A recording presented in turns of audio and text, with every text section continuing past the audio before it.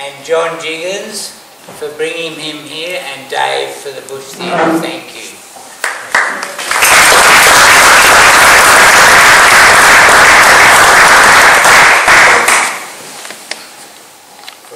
What can I say? You've said it like you guys know more about me than I'll ever know about. I'm sort of completely embarrassed. I can sort of stand here in front of you with a bag on. But Julian, you know, things are looking up a bit. The tide's risen.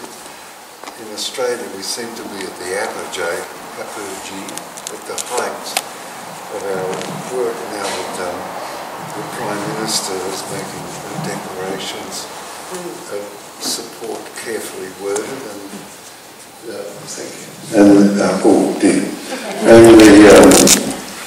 and the Foreign Minister invites me to meetings and says that they've made representations to the United States. The general, what can I say about this?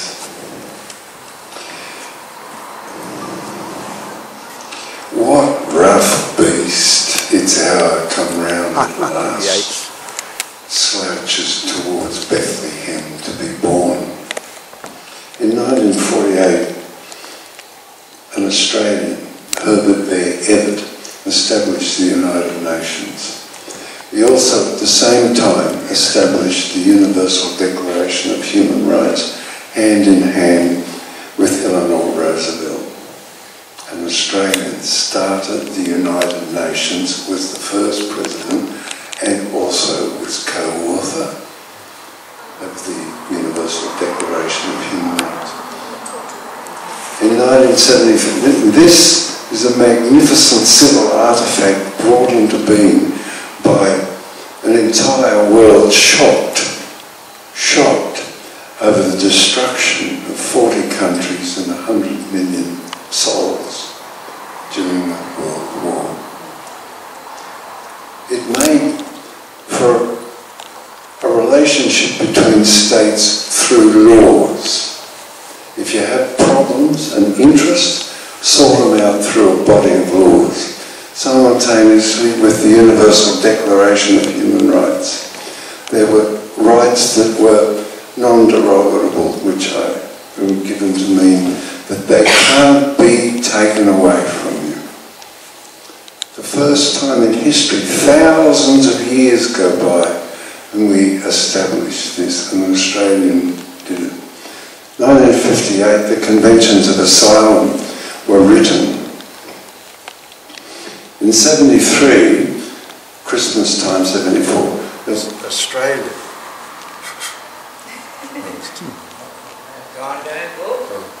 Might be a battery issue. A battery issue? Oh my God, I better check mine. Okay. In 73, 74, Christmas, Australia took those Conventions of Asylum to the United Nations General Assembly, and they were approved with only 16 abstentions. That was Australia under Whitlam.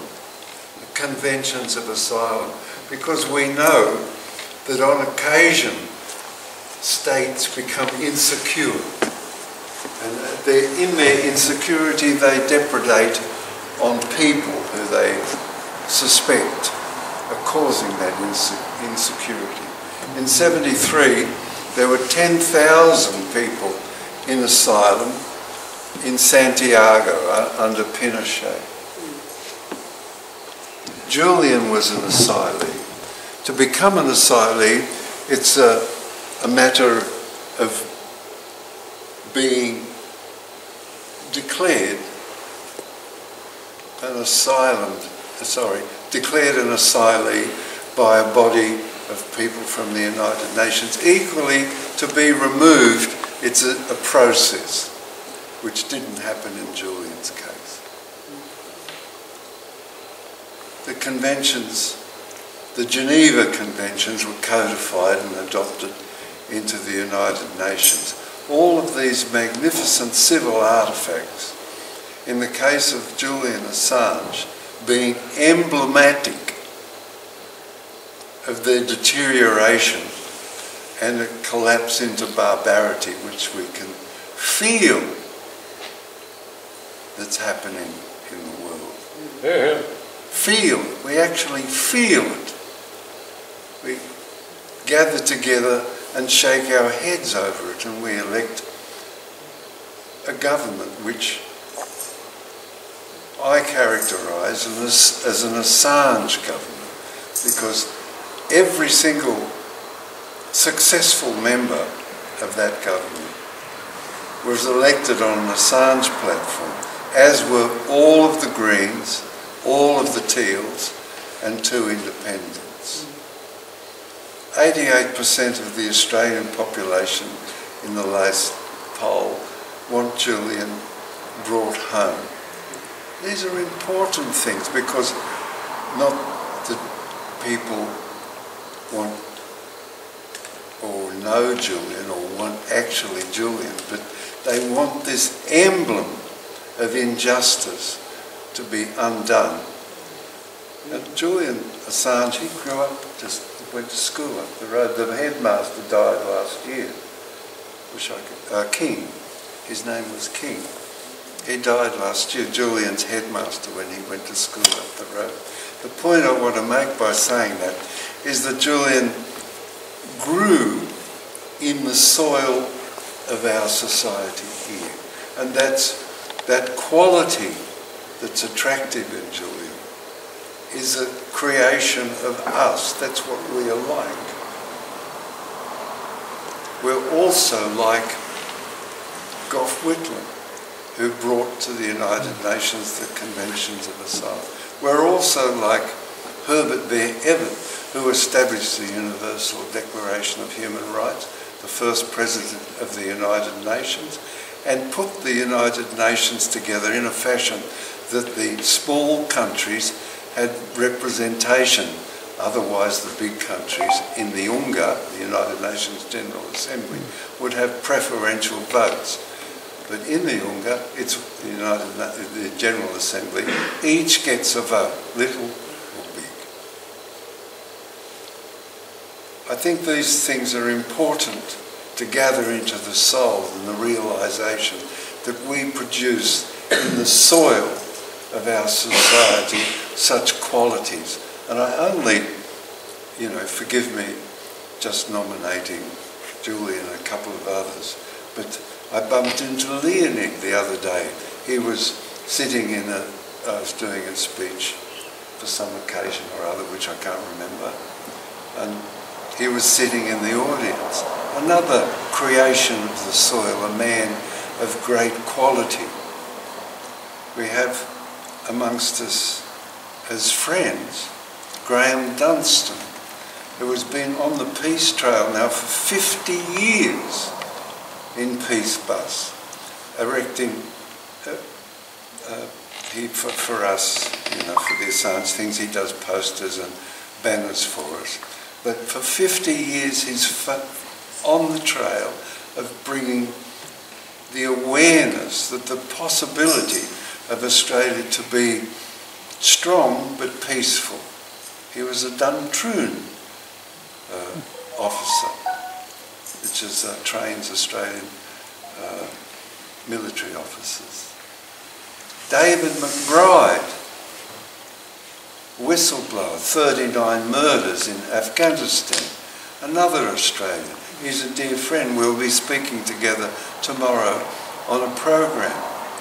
Bernard Collery fought for Citizen Kane, we don't know his name, over the suborning by Alexander Downer of witnesses and over the listening in on the negotiations of a newly created country, East Timor. Cheating people. We are rich here. Cheating people who have nothing. That was the aspect of Alexander Downer's and Howard government. Stealing from people who have got nothing. And we have men like Bernard Collins, Witness K, David McBride, Herbert Bear, Everett Gough Whitlam, Moss Cass. Moss Cass brought into being the Medicare for Australia. One of the first in the world. Fabulous system. Of course it needs what they call reform now, that it only needs certain changes to its distribution. But a magnificent artefact of this society. So I just want to give a feeling of the quality, even though look, we all dress casually. We look at each other in the street and we see casual, somewhat careless, people without depth of civility, you know, like good morning, how do you do, how are you today? When you go into the shop, in Europe, in France in particular, they always say, good morning, how are you, and then make their order. But we could go into a shop and say, well, can I have one of those, please? So we think that we're less than those societies that articulate the civilities between people, but it's only surface. We are substantial in every way. Casual, but substantial. And a part of that substance is kept this small oasis here called Nimbin going these 50 years. And it's an example to I come here and all of the burdens and tensions of city life where you go into Melbourne, it's an extraordinary place, and you see 300 gigantic buildings with all the windows in each building exactly the same, which reduce your humanity in their bureaucratic intensity of having everything the same and being great big things, bigger than the sky. They reduce your humanity to about that big. You become insignificant. But you walk down the street here and your significance is felt, your significance, personal significance, is felt in the heart because it's all detailed. There's little things everywhere. There's graces here. It's like in India they put out, in Bali, Hindu, they put out a little dish with some food in it for the gods. It's a grace. And when you walk down the street here, there are many graces. People have made effort to give you a small moment of humanity. That's very sweet to me. Anyway, I got off the track a bit, but essentially, in the case of Julian Assange, he is emblematic of a decline of civility between people and nations and their peoples. Emblematic. And I can just, I'll illustrate that and then get off this thing. So one of the charges against Julian is computer intrusion in Iceland. So the FBI got permission from the Icelandic Minister for Justice and then went over there and they said to this chap Thordarson, if you make this testimony, we'll give you immunity of prosecution. Now this bloke, he was a convicted paedophile and a convicted fraudster. He made the testimony that they wanted. So they laid that charge against Julian and took that charge to London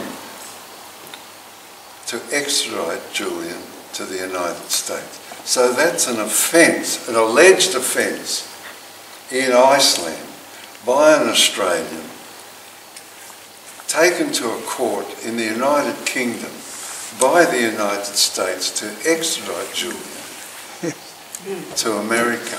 It's mad. He's totally The evidentiary basis for that doesn't exist.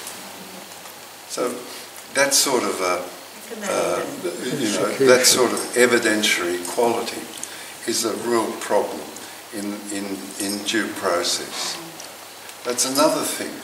Just to quickly add, there's a magnificent event 820 years ago called Magna Carta at Runnymede, where a shield was put between the sovereign and the people.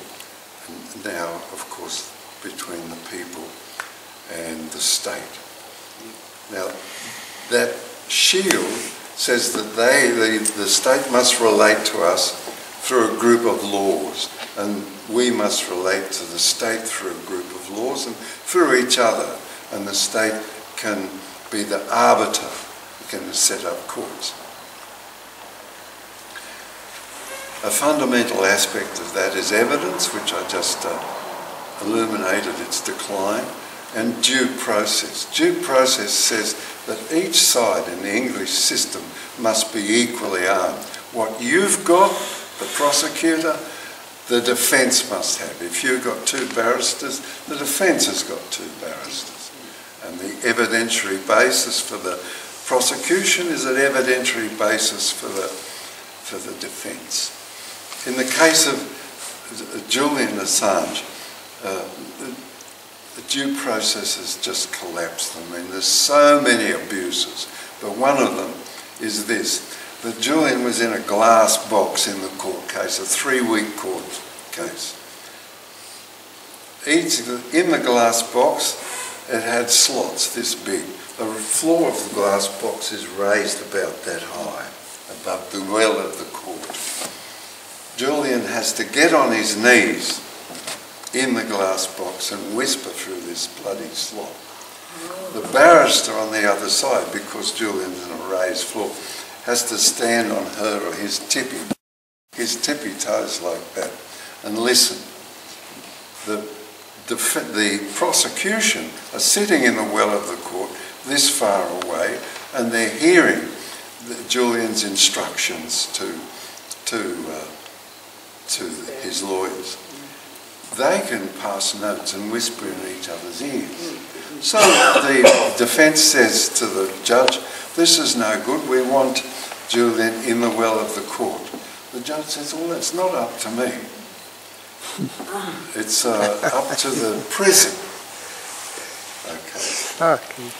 Because Julian is a prisoner, and then they apply to the governor of the prison and say, oh, no, it's not up to me. It's up to the people who transport Julian to the jail. Once he goes out of the jail, they're in charge of Julian until he gets back in the jail. So this sort of bureaucratic carousel goes round and round. They're clearly an abuse. Now, all of those circumstances apply to all of us. And I think, or I maintain, that the movement worldwide that's a rising tide, and as you can see, presidents of countries now, Mexico, Lula in Brazil, president-elect of Brazil, they make statements in support of Julian. And finally, in Australia, the Prime Minister makes a statement in support, and the Foreign Minister makes representations. So I reckon that this is a change in circumstance brought about by the vigour of those supporters worldwide. Yeah. Sorry about it. I just like to outline things. No, that's good. It's mad. So do you, how much hope do you hold out with Albanese? I like Anthony. I met him a couple of times. He's when you sit next to him and sit close, we're sitting at lunch this far, to get a feel of the man, because, I believed at that time he'd be the next Prime Minister, to get a feel of the man, and he felt all right. Just a decent bloke. Yeah, he felt decent and steady.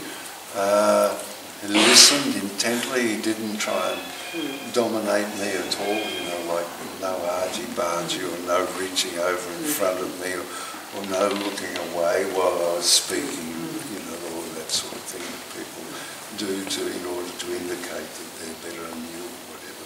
Not that they're uncomfortable. Yeah.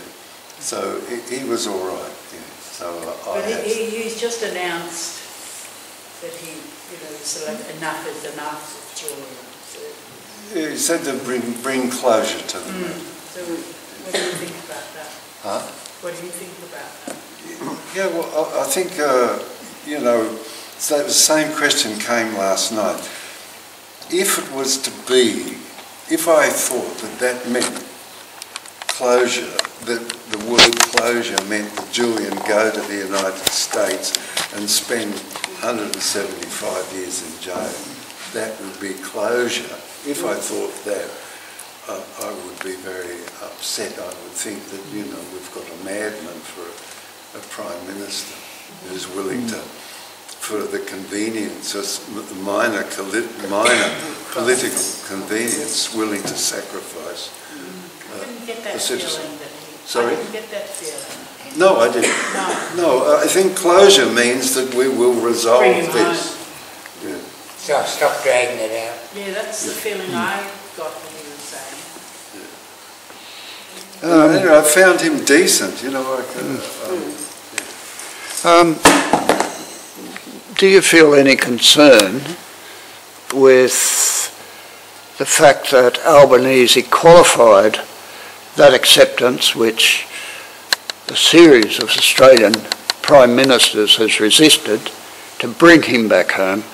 He did qualify that by saying, I don't agree with what he's done, or words to that effect. It's not possible for a Prime Minister to say, in answer to your question, it's simply not possible for a Prime Minister to say, I agree with the release of 400,000 classified cables, 400,000 classified files from the Iraq War, 95,000 from the Afghan War, 250,000 cables from the cable set, and you expect a Prime Minister to say, well, you know, I encourage that sort of thing. It's just not possible. That's right. Yeah. It's not. It would. Well, they compromised. He would place himself and his government in a tenuous circumstance. Yeah, that's understandable. I'm also interested in the way you said that, well, Julian has become iconic, and there have been, you mentioned Kaleri and the McBride trials, the whistleblower legislation, which we've yet to see whether it's going to be adequate, whether it's going to be like the Whitlam Freedom of Information, which has been clawed back. But can you see that the recognition of Julian's position is very important to journalists, and the protection of whistleblowers, because basically that's what Julian was doing, protecting whistleblowers? Well, you know, there's not a journalist association in the world that hasn't made a declaration of support. Not one. Yeah.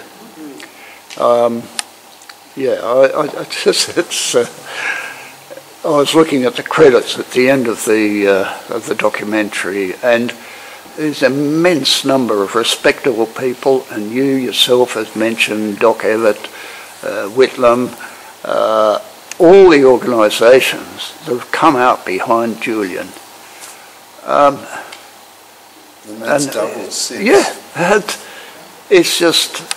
it's really gobsmacking, or it's hard to believe that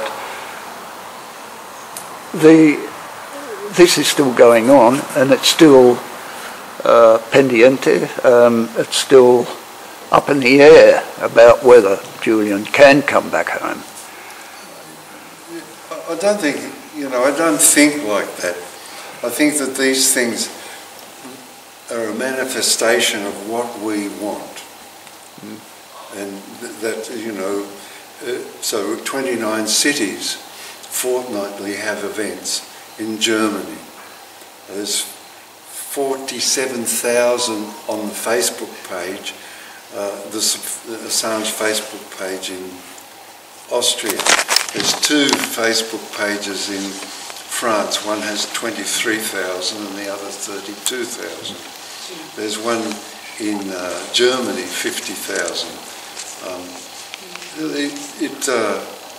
There's an 820,000 signatures on the Australian Assange support petition. Every journalist association, every single parliament in the European theatre has an Assange cross-party group, even Luxembourg. Luxembourg, it's a very small place. Greece is extraordinary. It has 300 parliamentarians, 90 of them, in the Assange cross-party group. There's a worldwide phenomena of support for the emblematic position of Julian. We're repulsed by the injustice and hunger for the display of justice. I think this is pretty good, don't you? Yeah. I found that his wife, what she said was really powerful. She alluded to all of that and then said that he is a man and he has a family. And I see the danger, he is a martyr, he is our modern day martyr. And I see a danger in that. And that martyrs don't survive. And he is a man, family, children. He did something a long time ago, but now let's get back to the fact that he is just a man. He's your son, he's somebody's husband, he's somebody's father. In a world of woe, saying that somebody's suffering, I don't think it'll get us anywhere. But saying that we want a circumstance of injustice rectified, and we feel it in our breast, in our hearts, and we hunger for justice in this matter, motivates vast numbers of peoples and societies. But to say I suffer, or I am suffering, well, join the human. We just suffer. This place is a... Just on a more positive note that I heard towards the end of the documentary, you made a remark that really impressed me. You were saying it's a work like building a house. I don't know if I've got it exactly right, but something like building a house for other people to move in. And your mention of the international solidarity and support, I think refers to that analogy. And I'm just thinking, well, WikiLeaks was really based on that kind of concept. Do you think that you influenced no, Julian, or it's no. But it's a very similar concept. That the concept's similar, but not in the slightest. No, he's his own man, and he has great reserves of determination to fulfil the concepts that he has. He came and had to my place 2006, and I made some tea and toast, and he said, I've got this idea to start a wiki. I didn't know what that meant, but I didn't say anything. I looked it up after he left. Yes, and I'm going to use a creation of the United States Navy, which is called Tor, as an anonymiser. I'll put those two together and we'll put up on the internet the leaks we get, and this is the new concept. No wonder they hate him. This is what was fresh. We put it all up there, and at that time there was about 60 million websites, about 60 million at that time.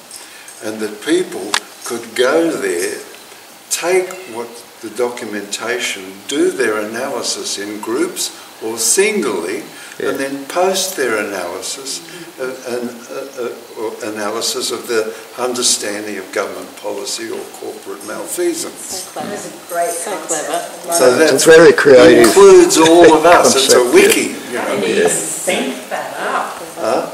How did he even think that up? That was it, but it didn't work. Okay, he put up stuff and invited people to do analysis. And for the first 5 years, it didn't go anywhere. But now, if you did it, there'd be people all over the world, well, there is, like UK column or the Dissenter or Grey Zone, there's people doing analysis all the time, posting the documents and doing analysis. Well, with the Panama Papers, I think out of the 30,000 papers that the person hacked out or leaked out of that law firm, 214 were made public. That was the International Committee of Journalists, Investigative Journalists, which is they got hold of it and restricted it. The same with the Intercept. I think of the releases that Snowden made, the total number that we saw 2.5% of the time. Whereas that's not the case with WikiLeaks. It's all there. 250,000 cables. If you want to look at them, go look. They're also held by Krypton and another company, I can't remember. Wow. Really important. You can go there and look up what the American ambassador to Australia wrote about Anthony Albanese back in the day. That'd be interesting. Hey, John.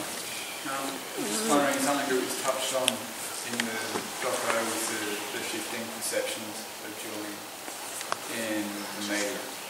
And that essentially it was sort of being associated with something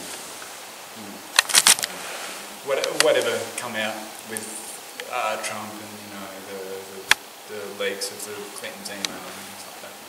So there's been some negative associations within the press. How do you feel that's do you think that's changing? There was a deliberate program of the Clinton and the Democratic Party to ruin Julian and ruin Russia. The testimony that Mueller got before Congress under oath from the head of CrowdStrike, who was appointed by the DNC, the Democratic National Congress, Democratic National Committee, to investigate, concluded that there was no indication of a movement into the computers to take into the Democratic National Committee's computers to take out information. There's no indication whatsoever.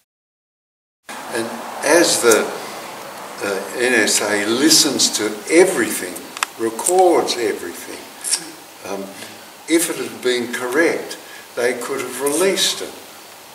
It just wasn't correct. It was a leak. Sure, none.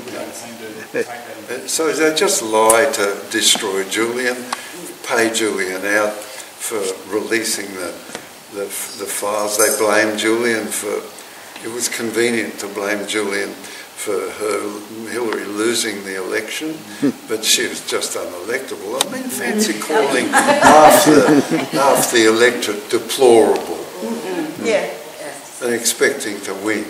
Oh, the deplorable. Support the coup in Honduras too. Sorry? Do you think that the motive is shifting at all? Yes, last week the 5 partners in the original distribution published a letter saying that they couldn't possibly support the application of espionage charges to Julian Assange.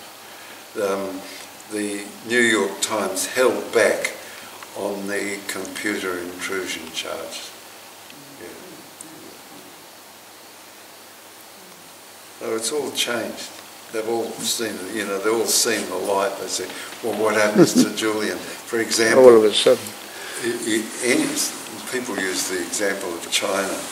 If there's laws here, if there's laws in China that I break in Australia, China can request my extradition. It's absurd. Sorry? I'm just laughing. Nothing what I said is very funny tonight. Good on you. So I've just got a question. Like you mentioned that there's 88% of Australians that believe that Julian should be released.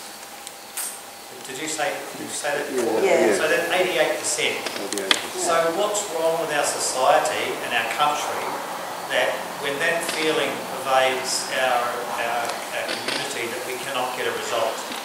Well, we've got a result, but it's not an electric light switch. It's a political, social event, and it has to permeate up through the institutions of state. And the good thing about the institutions of state is that they don't flop around the place. The bad thing about them is they don't change their mind readily. So we have to change their mind. When you go into an institution, and there's a really interesting Polish theorist on that, when you go into an institution, you become part of the institution. If you don't become part of the institution, you get spat out. They don't want you no more. And the other thing is that an institution only chooses those who will blend with its ideology and circumstance and outlook. And if, like let's use this example just to make the point because it's really strong.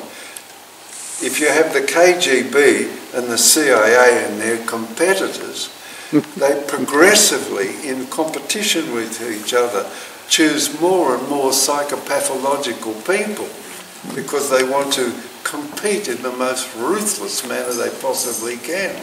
So we have just to use that to illustrate the circumstance with institutions. The people have decided what they want. The parliamentarians, there's I think 50 in the cross-party group, in the Assange cross-party group, have decided what they want because one thing is that their electoral circumstance depend upon it, and the other thing is that there's a lot of quality people now in Parliament.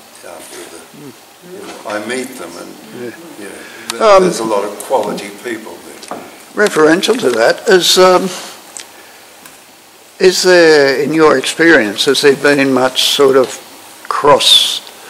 cross-bench support for the move to bring Julian back home? Is it bipartisan or multi-partisan? Okay. There's Barnaby Joyce as Deputy Prime Minister in Washington. He was sick with COVID, so he couldn't make his meetings. But what he did at that time was make a statement saying he can't see that there's anything illegal of what Julian's done, and he ought to come home. He said that in Washington. Now, he was Deputy Prime Minister at that time. Okay. Julian Hill is a Labor Party person from Melbourne, he makes similar statements, and he is on the Foreign Affairs Committee and the Intelligence Committee. Peter Khalil, who's chairman of the Intelligence Committee, is in the Assange support group. Okay. And anyway, I don't like to personally... What took them so long? I said, what took them so long? Why has it taken so long, I think? No, it's not long. I've been only working on this 3 years. I tried to describe only 3. That it's a worldwide phenomenon. Yeah. You know, that all of these parliamentarians, thousands of them, you saw the millions of people supporting, and we've only been working on it 3 years. And it's a measure of the power of the absolutely invisible, immense power of the American war machine that it is, that it's taken so long for people to rise up and start saying, wait a minute, this is wrong. I mean, people have been saying that what he did was, we all knew what he did back in 2006 was a really great thing. But some of us also thought, oh boy, the backwash from this is going to hurt. And it surprised even me, and I'm the worst America skeptic there is. But it was, that's why people shy away from things like this, not just, but any issue that highlights the injustice at the deepest and highest level politically, and particularly with America and with the multinational corporatocracy that we live with. It's almost something we can't, it's scary to talk about. Turn the cameras off. Just to finish off, I'll try and, you know, in human affairs, things aren't easy, and they're not straight up and down. And they're difficult, and they require application of intelligence and patience, knowledge, and a sort of work your way through things, feeling. Okay, so the leaks stopped a war. That's the cables, okay? In 2008, a group of American soldiers went into a house outside Baghdad and murdered everybody. The mum and the dad and the babies and the uncles, aunties, the boys and girls. Faced with this heinous, foul crime, they called in an airstrike and obliterated from the earth all memory, all trace of that little family in the house. This was reported in a cable by the United States Ambassador to the Department of Justice.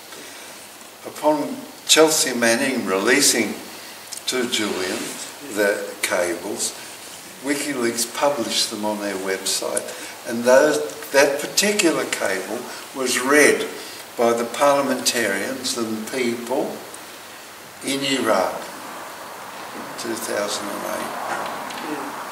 Iraq at that time was a wrecked country, completely wrecked. Nothing there. Water supply destroyed, no electricity, depleted uranium used in Fallujah and other places, so mums, pregnant women, become mothers to become in horror of what they may give birth to. Okay, wrecked country. They read the cable and gathered up their courage and said to the United States, and my country, to my shame, was an ally, we're not signing the Status of Forces Agreement, you've got to go. Now, the Status of Forces Agreement means that any soldier in the occupying forces is not under Iraqi laws. If you refuse to sign it, they fall under Iraqi laws. If they speed, if they run over somebody, if they shoot somebody, then they fall under Iraqi laws, not their, what do they call them, conditions of engagement. they withdrew. So it brought the end of a war. Really important to keep it in mind. It brought an end to a war. But ending a war and doing the things that Julian did comes at a cost. It's poking the beast. And all human things come at costs. I don't know whether Julian's willing to pay the cost, but he has paid it. He's shown it. Okay. He has paid the cost for the ending of that war. So really important to remember. Nothing comes free in this game. Although, you know, I mean, the sun, on the other hand, that's a bit bleak. So when he comes out, yes. What happens when On he the comes other out? hand, the sun shines its warmth on us every day and gives unstintingly. So what happens when he comes back to Australia? I don't know, you know, he's his own man, he'll go about life. No, just like, He'll come and what talk are they to you doing? more They're sitting around going, interestingly should we than let him me. go? What should we do? What's going to happen if we let him go? Do we all have to go to jail? We're going to make him the king of Nimbin. Make him the president of the Aquarius family. I've got a little confession to make for a cheerful ending. Yeah. That we've had quite a lot of fundraisers here back in the day, and I'm sure quite a few times we auctioned Julian's original roach he left behind in Rainbow Road. His teenage How many days. times? Anyway, it was quite a good fundraiser. I didn't think you'd mind. No, that... I was a bit worried telling you that. You owe him all this money now. Thanks, everybody. Thanks heaps, John. Thanks. Thanks.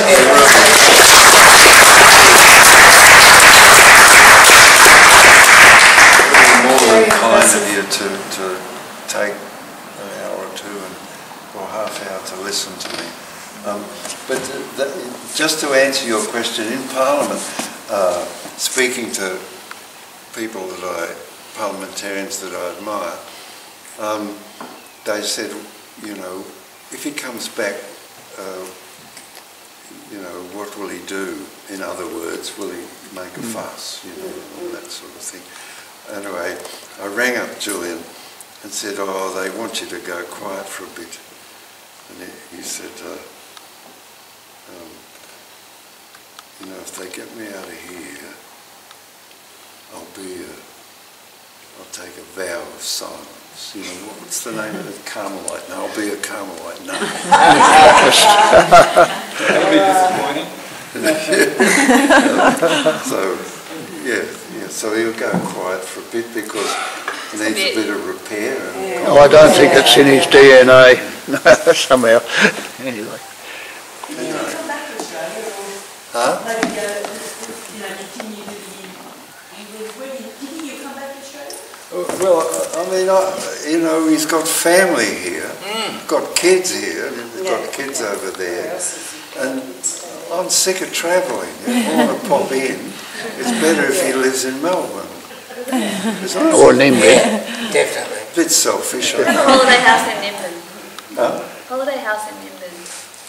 Yeah, like Nimbin's all right. What's wrong with Nimbin?